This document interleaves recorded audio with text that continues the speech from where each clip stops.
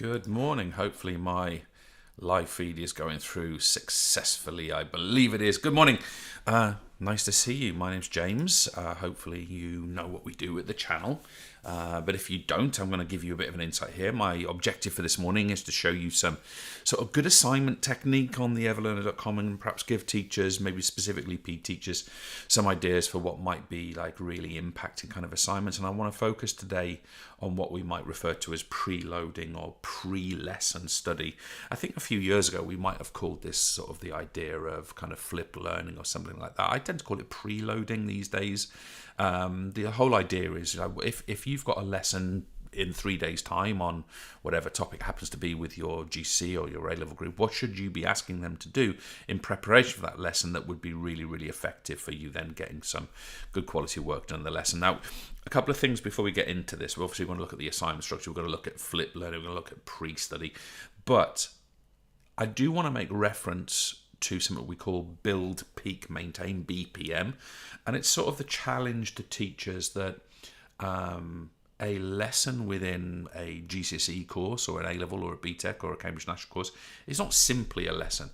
If we look at all the research around things like spacing, for example, which is one of the most, space review is one of the most impacting things we can do as teachers.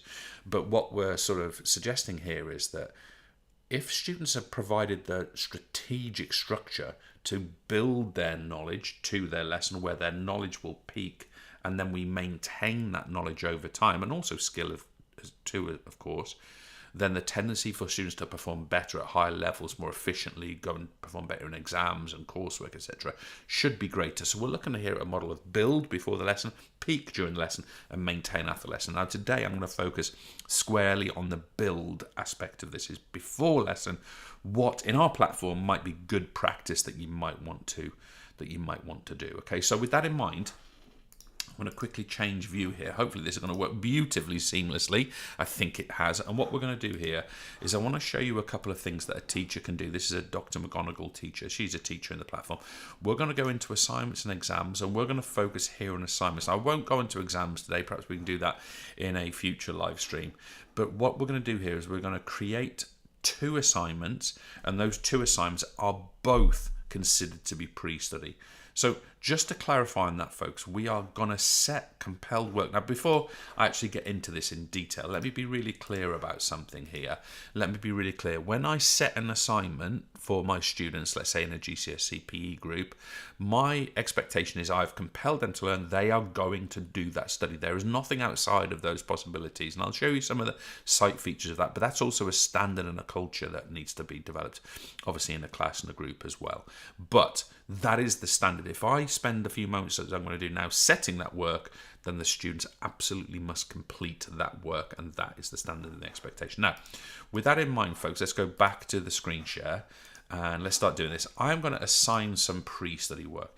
Now, you're probably not going to be surprised to know that I'm going to ask the students to watch some lessons. So let's imagine that I've got loads of groups in this demo account here, but let's imagine I'm working with this group. And let's imagine I'm working with, let's choose Edexcel GCSE. I think when I did the live show last week, I did AQA GCSE, so I'll do Edexcel this week.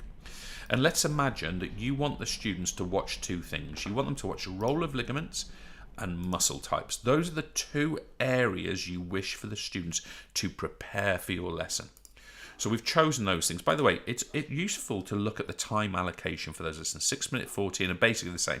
So we're setting about 13 minutes of study here for the students. I'm going to set my dates. I'm doing this on a Monday morning. Let's imagine that my lesson is on Friday, so I set it from now, and I want it done for Friday, and I want it done for 1:30, which is when my lesson is after lunch. So that's the deadline, just before the lesson. And I'm going to say here to the students, watch 2 lessons. I'll call it from chapter 1. Okay?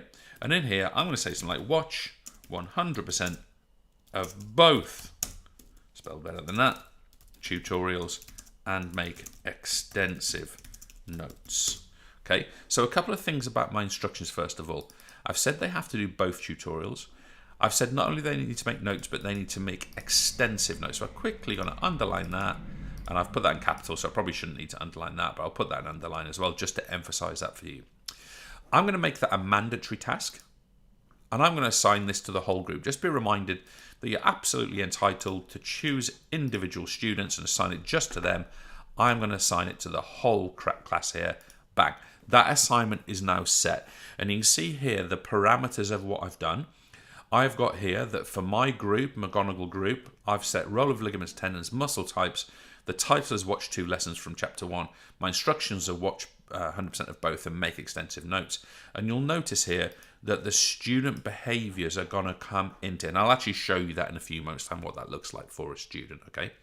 But what I want to stress here is, even though I've set that, and even though, for example, the students are now notified of my setting, they're set that they're sent emails, you've got homework, you've got to do this task, even though they'll get reminders of that on Wednesday and Thursday with 2 and 1 day to go.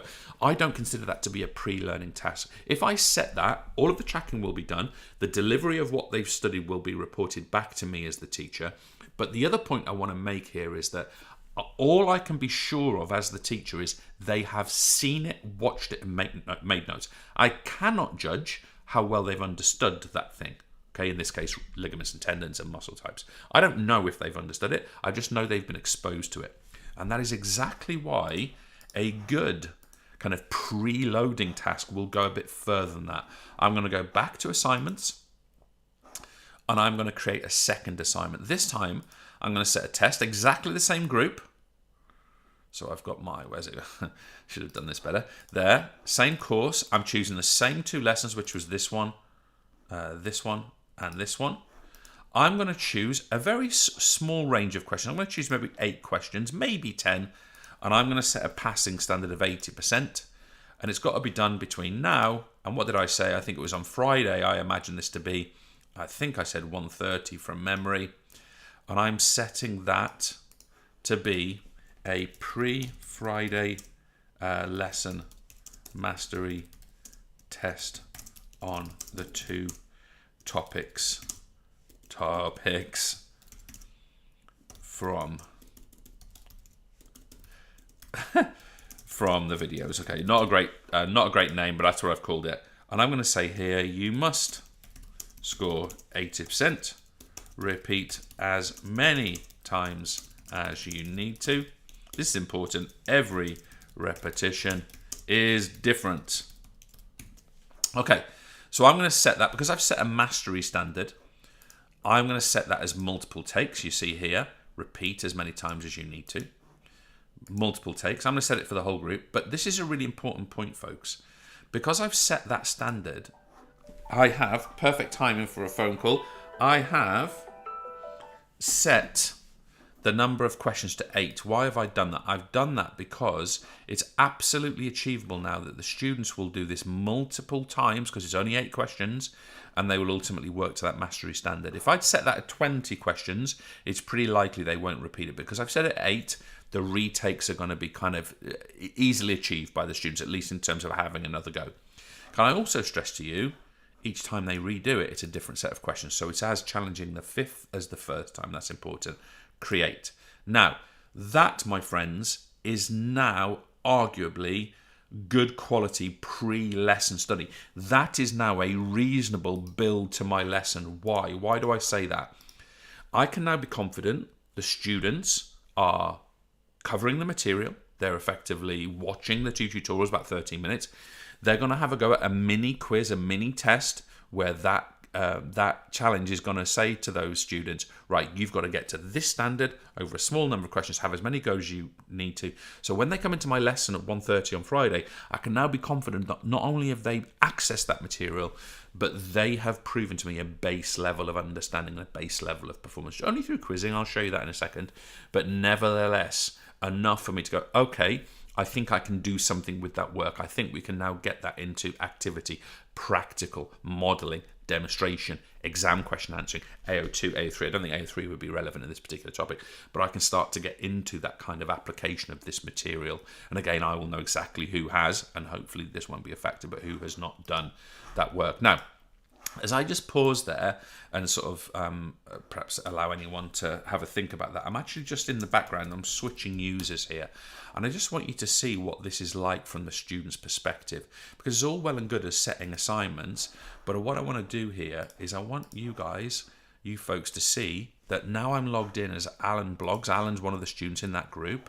If Alan goes into assignments, by the way, all of his notifications are here. He's had his emails. If he goes into those, notice what he's got. Roll of ligaments and muscle type, and then he's got his test here. Now, obviously, he's going to do this second. But if he goes into this one, for example, he can click here or here, but I'll start learning here. Notice that his viewing is not recorded because he hasn't done any. If he goes into here, you'll notice that he's got his roll of ligaments. I'll start that. Let's talk about ligaments and tendons. I'm hoping this will kind of mesh together some of our previous studies on this Notice as well or on related topics. Okay? In so I'm going to assignment focus mode, on tendons. the other lessons that are not in the assignment, I'll just mute this. The other lessons that are not in the assignment, they are locked. I can only be credited for a roll of ligaments and muscle types. Now again, be reminded that if your students drag that by, you see I've got credit here. I've watched this bit, and I'm now watching this bit. There it is, teaching me away. I'll drag it one more time up to here and perhaps watch a little bit here around about ligaments. This is teaching me about ligaments at the moment. To lateral and medial ligaments. And I'm going to mention one. But what I'm going to do there is I'm going to pause that video. I'm going to go back to the assignment, and you'll see here, folks, that what I've now got is I've got 9% viewing of that particular tutorial. Not all of it, because I dragged the bar. I watched about 1/10 of that tutorial. Of course, what the student's going to do here is hopefully they're going to watch all of that and report that, that's going to report back to the teacher, okay?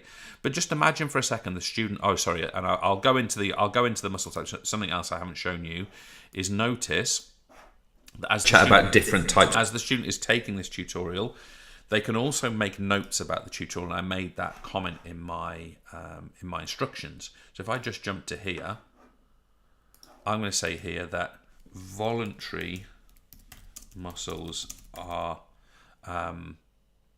attached to the skeletal system. Okay, so I'll put that note in there. Notice that my note bookmarks into there. Now again, wrapping the volume very, very low wrapping here. Muscle around here. And as this progresses through, you folks in your biology courses do. I'm going to say here involuntary muscles in the blood vessels. And again, that note goes into here. So our students can be making notes as they progress through the tutorials, and these notes are bookmarked against the video. Notice the student can link to those particular points in the tutorial. But let's just imagine for a second that the student has done not 4 and 9%, but has done all of the viewing here. Of course, the other thing they can do is go to that other assignment. They've started this one, not this one. We've got now the test quiz assignment. They haven't got any activity yet. But now what they can do is they can start answering their questions. I'm going to do probably very badly in this one because I'm not reading the question here. Here, I'm going to say cardiac muscle, skeletal muscle, smooth muscle. I'll do all eight questions. I'm probably going to do rather badly. I'll do all 8 questions. Cardiac and smooth. I'll say here that's ligament. I'll say here that's skeletal. I'll say here it's that one. Once I've finished that, it tells me that I haven't met the minimum score. I can review my answers, which I may well do now, go into here and see what I got right and wrong. But when I go back to my assignment now, you'll see I've started this, but I only scored 25%. And the 8 questions are reported. I can retake that test and I will get a different set of questions. Okay, I can get a different set of questions in this case.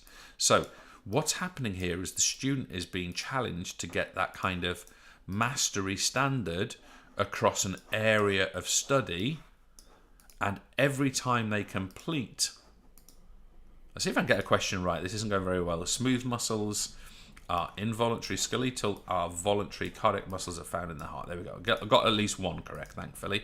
And I'll just quickly do the other 2. There we go.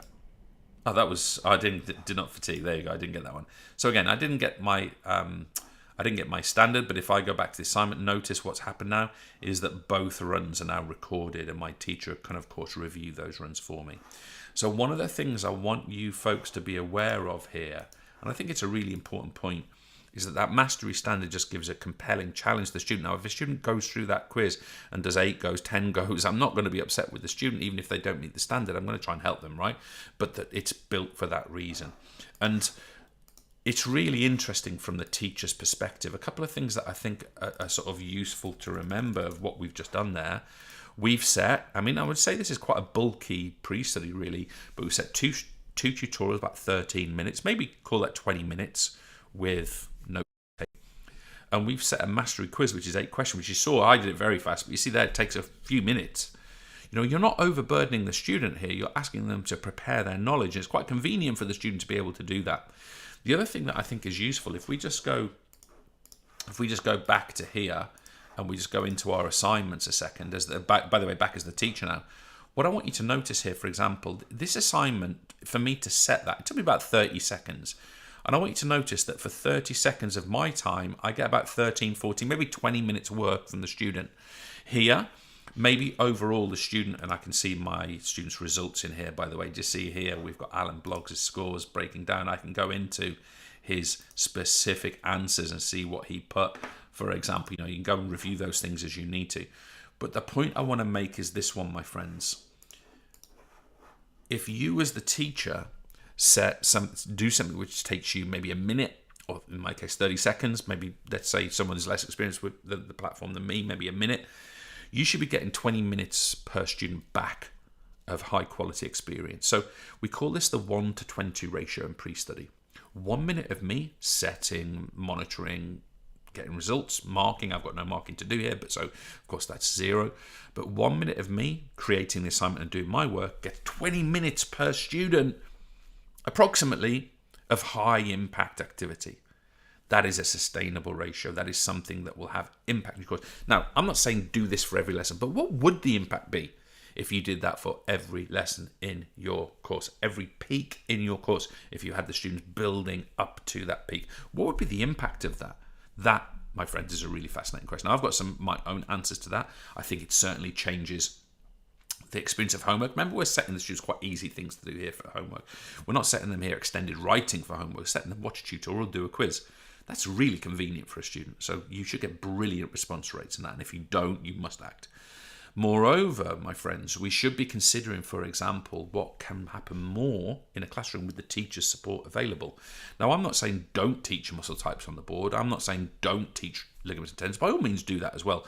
But you can minimize the delivery time in the classroom so you can maximize, for example, the work you do on application, the exam question work, the practical, the application, put this into performance, put this into health, whatever it needs to be in your particular course.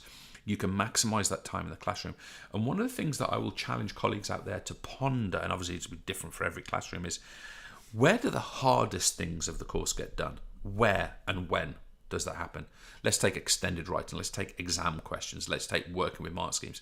Does that get shifted into homework type experiences because we've got to do all the delivery and the core learning in the class? Or does that happen in the class because we're efficiently learning the core material? That is a good question to ask. I would argue the hardest things of the course should be done in the classroom with support and networking around the student. That's not exclusive. Of course, you can set an extended writing piece for homework by all means. But my point is that when we build up to a lesson, when we prepare that peak of that lesson, we've got those good structures. Now, again, let me just repeat what we've just done there for this case Edexcel GCPE, applied to any PE or any course indeed of any nature, but obviously I'm here to talk about PE and sport courses. What we can say categorically is that 1 minute of teacher gets a good chunk, let's say 20 minutes of high impact experiences for students. That is to be valued. Beautiful. We can also say that the tendency for you to get completed homework, think how convenient it is for the student to have their homework here and their quiz here. My phone that rang earlier, sorry about that. That's a really convenient thing for them. And moreover, folks, we can also argue here that it can change the nature of what happens in our classrooms, at least to get to the harder parts of the course sooner, or with more time, or with more support, scaffolding and framing around the student. Because let's say the exam questions and the marking is done in the presence of the teacher. Let's say the application via the EIO model is done with the teacher in the space for support and feedback and for metacognitive modelling, if that's a possibility as well. So I feel like I've thrown a lot of words at you there, but ultimately the premise is a simple one, which is, of course, the idea that the teacher can get a very sustainable experience, a very high impact learning experience for the students. And just before I finish, folks, I just want to show you something that is, I think, a really important thing to show. It's going to take me a few moments just to prep this, so I'll keep talking while I do it. But I just want to show you as well, even though it's not going to be the sexiest of views, I'm going to show you in a second what it looks like to actually see all of your assignments in context and in chronological order. And this actually is a really important thing, because when you set an assignment, yes, you're going to want to show that, see that assignment in its own right, okay? But just remember that here, although it looks very grey and uninteresting, here is if you look at, if I'll just go a bit bigger here, this one and this one here and this one here is what you saw me set up. And if we look, for example, at Alan, let's just isolate Alan in the dashboard. Here's Alan's assignment record. I mean, it's pretty appalling, really. And what I can do is I can go into every one of his assignments. You know, notice here, his 2 goes at the test are both there for me. Bang, I can go into that one, and it allows me to go and review his answers. You know, you saw me do that as Alan, for example. So that view of the dashboard, even though my group only complete 2.5% of their homework, because they're not real people, my group. You've got to bear in mind that, you know, Fleur Delacour, Hermione Granger don't actually exist. They're characters in novels. But I've got my homework completion from 6,500 assignments, how many have been completed, and including for my per student experience. Also, just bear in mind, you can say, okay, what happens when I set exams? You see, Alan does a bit better. What happens when I set watch lessons? Alan's a nightmare. You know, we've got this kind of experience here. Bear in mind, I've put exams and assignments into this one, and so on. So I'll just reset that for you there. But my point really is to give you that clear impression that you can see your assignment in that. You know, you're literally getting a digitized mark book on your behalf there, and that is something that I would suggest that makes that work sustainable. So I've mentioned building towards a peak lesson. I've mentioned the nature of what might happen in the peak. I've mentioned what kind of things you might want to put into the build phase, watching and testing, I think minimum. I've mentioned also specifically about the word sustainability. Okay, in my opinion, sustainability for the teacher comes with 1 minute of you, colleagues, getting 20 minutes of them. We don't want a them and us, obviously, but 1 minute of us, 20 minutes of them. That's sustainable for you. By the way, it's also sustainable for them. Also, think about how good it is for the student that you do this regularly and with consistency. If you do that, the tendency for the students to respond smartly, to respond with good completion rates, with good focus, is going to help. And last thing, guys, just with regard to the automation here, obviously everything in terms of the tracking and the resources is automated. But the other thing is, just remember the students can't cheat that video tracking. They have to watch it. Just remember that every time you set that quiz, a student can't message their mate and say, what did you get for question 1? Because their question 1's different to mine and to the next. So we're getting a unique experience there. It's truly on me to perform. And that, in the modern world, is not that common. So I'm going to end the show there. Hopefully that's useful from a kind of a pre-study perspective. It gives you some good ideas of what you might want to go and do. I'll just ask the question. I don't believe in doing this for every lesson, by the way. But I'm just going to ask the generic question of what would happen if you did this for every lesson in your OSHA A-level PA, your AQA GCSE, your EDUCAS, whatever. What might happen? And I would argue pretty much magical stuff will start occurring in those peak lesson experiences. I'll come back to the peak. I'll come back to the maintain in other live shows. Tune in. Hopefully that's useful. Thank you for tuning in. Monday mornings, 2 in a row. I'm going to try and keep it going. Hope these things are useful and I enjoy doing them.